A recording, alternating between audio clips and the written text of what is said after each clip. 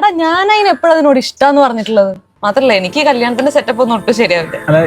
നീ ഇപ്പൊ ഇങ്ങനെയൊക്കെ ഞാൻ നിന്നോട് എപ്പോഴെങ്കിലും അങ്ങനെ പെരുമാറിയിട്ടുണ്ടോ? I like your character actually.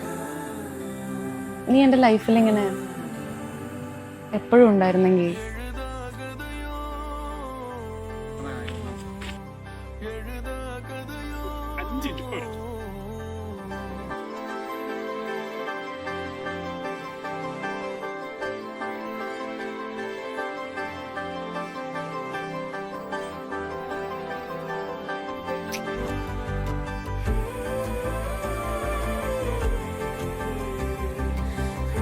എവിടെയായിരുന്നു നീ?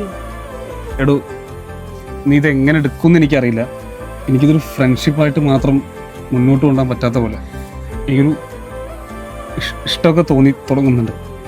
ഇതാണോ കാര്യം? ഇതാണോ നീ എന്നെ കാണുമ്പോ ഒക്കെ മിണ്ടാതെ മാറി നടന്നത്? നിനക്ക് എന്തായാലും ഞാൻ ഇല്ലാതെ പറ്റില്ല, എനിക്ക് നീ ഇല്ലാതെയും പറ്റില്ല. നമുക്ക് നോക്കാം, എല്ലാം ശരിയാവും. എല്ലാം ശരിയാവും. എടി, കല്യാണവും കമ്മിറ്റ്മെന്റ് ഒന്നും പറ്റില്ല എന്നുണ്ടെങ്കിൽ അവൻ വന്ന് പ്രപ്പോസ് ചെയ്തപ്പോഴേ നീ നോ പറയണായിരുന്നു.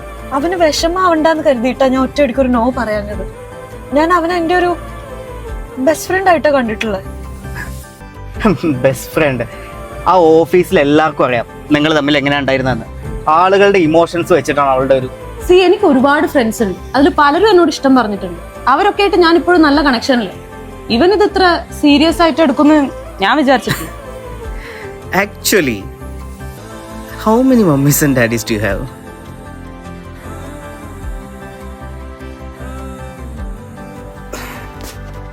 എന്തേ പറ. ജിത്തു, നമ്മൾ രണ്ട് ക്യാരക്ടറാ.